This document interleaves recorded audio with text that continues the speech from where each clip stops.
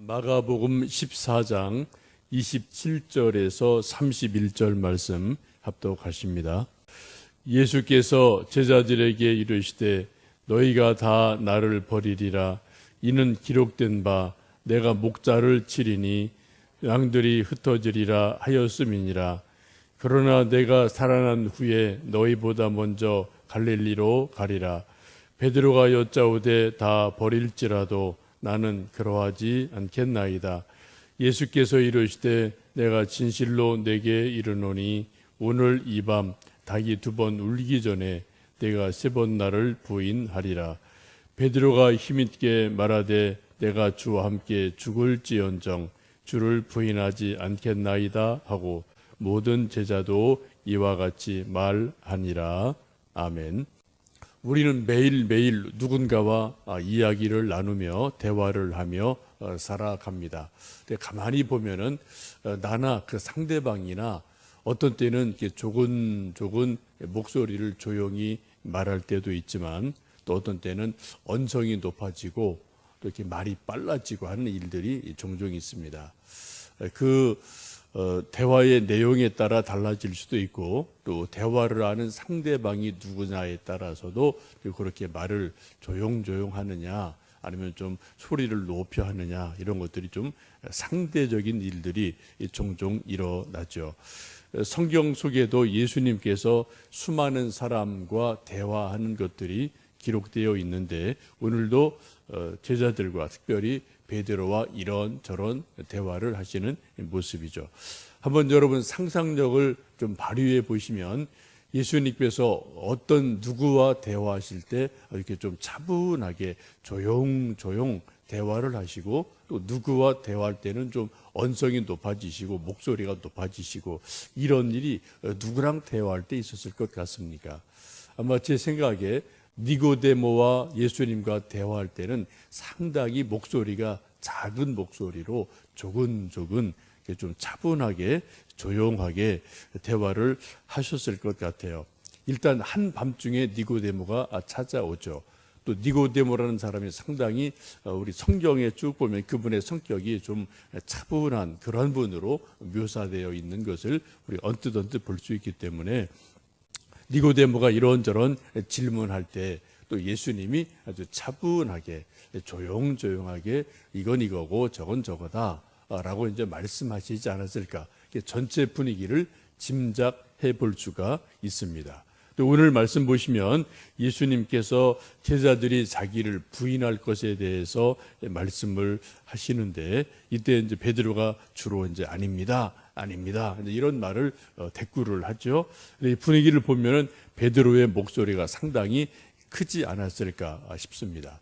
우리가 성경에서 느끼는 베드로의 모습은 좀 격정적인 사람이다. 직선적인 사람이다. 할 말은 하는 사람이다. 할 소리 못할 소리 일단은 하고 보는 사람이다.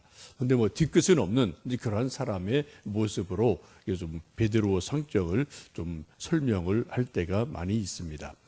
예수님 최후의 만찬을 드시고 안타까운 마음으로 제자들을 향해서 이렇게 예언의 말씀을 합니다.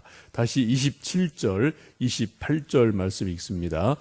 예수께서 제자들에게 이르시되 너희가 다 나를 버리리라.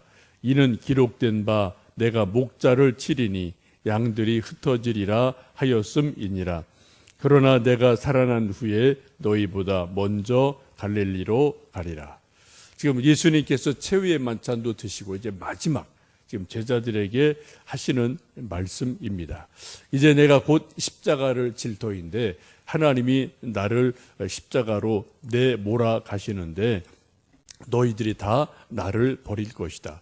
마치 목자를 치면 양 무리가 다 뿔뿔이 막 흩어지는 것처럼 스승인 예수님이 십자가 달려 돌아가시니까 제자인 너희도 다 도망을 가고 말 것이다. 그리고 나중에 부활한 후에 갈릴리에서 다시 만나게 될 것이다 라고 예언의 말씀을 하죠. 지금 이 말씀을 하시는 내용이 그렇게 썩 달가운 내용은 아니죠. 일단 예수님 십자가 돌아가신다. 또 제자들이 다 나를 부인하고 너희들이 다 도망간다 라고 말씀하시고 다시 그러나 갈릴리에서 부활하신 후에 다시 만날 것이다 라고 말씀을 합니다. 아마 이런 말씀하시는 예수님의 어투나 어떤 표정이나 이런 것이 막 기쁘고 즐거운 표정은 분명히 아니시죠. 우리가 짐작컨대 분위기가 상당히 좀 이렇게 깔아앉고 다운되고 예수님도 민망한 마음이 있고 또 그런 것을 제자들이 분위기를 감지하는 것을 볼 수 있습니다. 여러분도 가끔 누구와 대화할 때 누가 좀 아주 어려운 이야기, 좀 아주 힘든 이야기를 어떤 주제를 꺼내 놓으면은 누가 좀 이렇게 거기에 대해서 이겁니다, 저겁니다라고 가타부타 답변하기가 참 애매하고 어려운 그러한 분위기가 가끔 대화 중에 있지 않습니까? 지금 그런 분위기가 예수님과 제자들 사이에 그런 분위기가 만들어집니다. 베드로의 장점이 그것 같습니다. 또 장점이기도 하고 단점이기도 하죠. 근데 그러한 분위기가 만들어지면 보통 사람 같으면은 무슨 말을 해야 되나, 이거 어떡하지? 이게 좀 할 말이 없어서 조용히 좀 어색한 분위기가 지나갈 것 같은데 베드로는 그러한 분위기를 참지 못하고 하여튼 하늘 소리 못할 소리를 일단 하고 싶은 말을 확 하는 그러한 스타일의 사람이죠. 그래서 일단 제자들이 다 아주 침묵하고 있는 가운데 아주 담대하게 자기의 말을 하게 됩니다.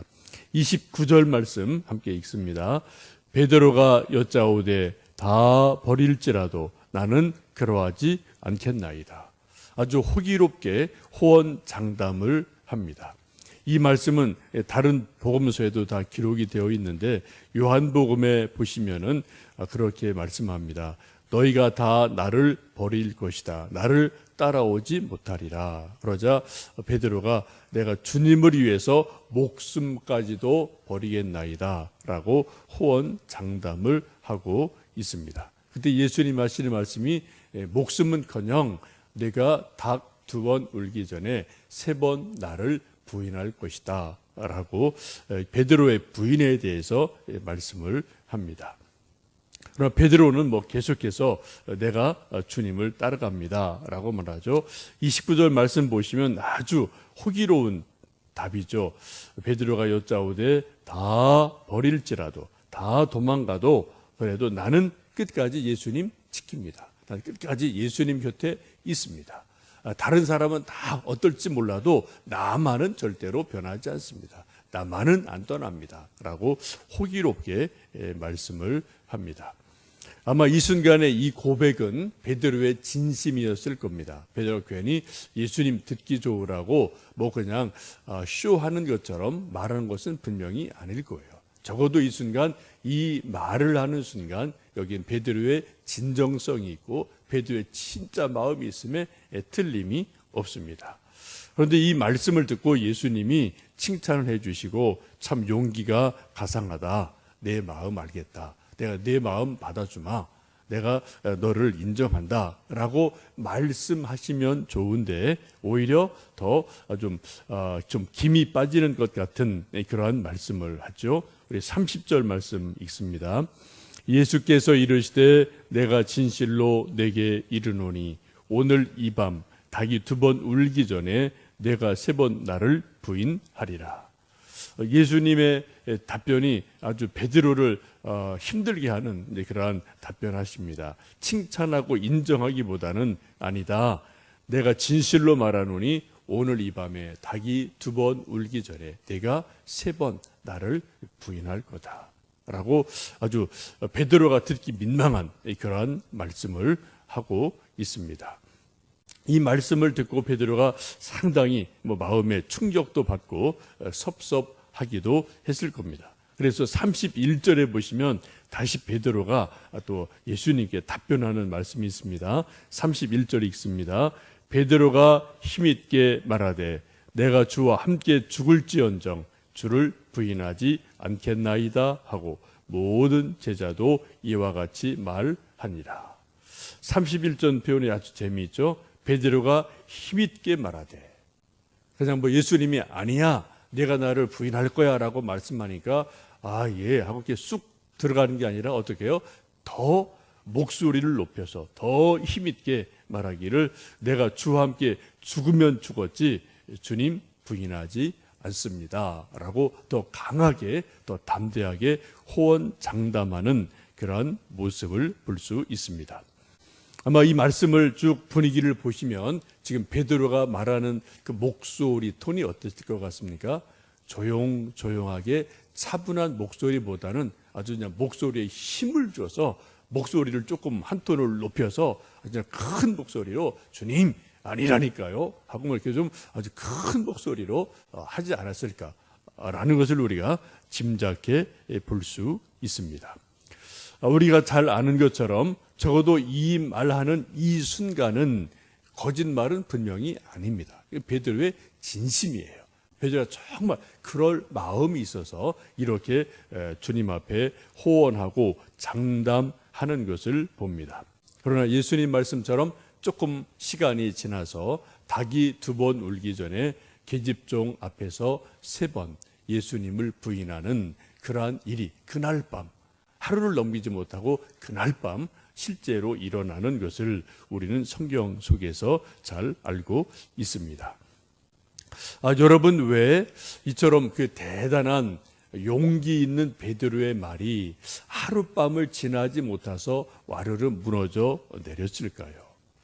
예수님께서 왜 그런 베드로 모습을 보시며 아니라고 부인하시고 인정해 주지 않으셨을까요? 우리가 좀 고민이 이 말씀을 보면서 생기게 됩니다. 베드로의 인간적인 용기, 충성, 열심, 다짐 이거는 아주 좋은 겁니다. 이거는 저에게도 필요하고 여러분에게도 필요해요. 그렇죠. 우리가 예수님 믿으면서 또 신앙생활하면서 내가 어떤 일 있어 이건 내가 합니다. 내가 무슨 지킵니다라는 어떤 그런 뭐 서원기도 아니면 무슨 뭐 약속 하나님께 드린 어떤 다짐 어떤 기도 이런 것 우리가 나름대로 필요하지요. 그러나 우리가 인생을 살다 보면 또 믿음 생활 하다 보면은 그렇게 내가 하나님 앞에 다짐을 하고 기도를 하고 약속을 했음에도 불구하고 어느새 뿌리까지 흔들거리는 그러한 내 모습을 여러분 종종 다른 사람이 아니라 내 자신에게서 발견할 수가 있지 않습니까? 저도 그럴 때가 종종 있거든요. 뿌리 끝까지 막 정말 흔들하고요. 아이고 왜 이렇게 내가 연약해졌나라고 스스로 탄식할 정도로 흔들릴 때가 우리 인간은 모두 다 있기 마련입니다. 그 가장 중요한 이유는 인간은 원래 그런 존재라는 겁니다. 인간 자체가 그렇게 대단한 존재가 아니라는 것을 우리는 내 자신 속에서 종종 발견을 합니다. 또 중요한 것은 아무리 인간적인 호언장담, 인간적인 다짐도 그것은 한계가 분명히 있게 마련이고 성령께서 인쳐 주시지 않으면 성령님께서 우리를 끝까지 붙들어 주시지 않으면 어느 누구도 다시 설 수 없는 연약한 존재라는 것을 우리는 성경 속에서 보게 됩니다. 여러분 베드로도 이런 일이 있고 나서 제가 지난 주일 설교 말씀드렸을 때 베드로의 신앙의 5 변곡점에 대해서 말씀을 드리고 베드로가 올라갔다 내려갔다 올라갔다 내려갔다 이런 것을 몇 차례 거듭하는 것을 제가 좀 그래프로 잠깐 보여드렸는데 여러분 베드로가 올라갈 때가 있고 내려갈 때가 이건 아주 그런 것이 분명하게 성경 속에 나오죠. 그런데 이 베드로가 사도행전 2장에 들어가면 성령의 충만함을 받고 나서는 다시는 그 뒤로는 떨어지는 일이 없어요. 성경을 쭉 보시면 복음서 속에서는 베드로가 계속해서 올라갔다 내려갔다 올라갔다 내려갔다 이것이 반복이 되거든요. 그런데 사도행전 2장에 들어가서 성령의 충만함, 성령의 강력한 임재 이것을 베드로가 경험하고 나서는 그대로 쭉 하늘을 비행기가 나는 것처럼 비상하는 것처럼 날아오르는 그런 베드로 모습을 보게 됩니다. 이것은 베드로뿐 아니라 저도 마찬가지고 여러분도 마찬가지입니다. 우리가 분명히 예수님 구주로 믿고 구원의 확신이 있고 천국의 소망이 있음에도 불구하고 인생을 살다 보면 올라갈 때가 있고요.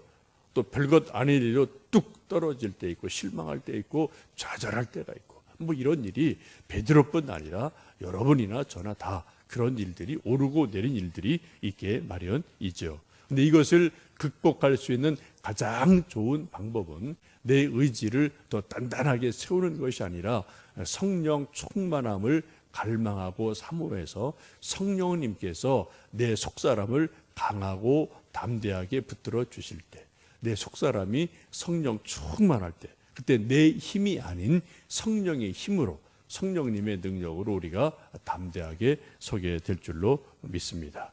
이 아침 또 다시 기도하실 때 혹시 베드로의 마음처럼 나도 예수님 앞에 담대하게 호언장담한 것이 뭐 저도 있고 여러분도 있고 다 있을 터인데, 그런 것들을 끝까지 잘 지킬 수 있도록 성령님 제 마음을 지켜주십시오.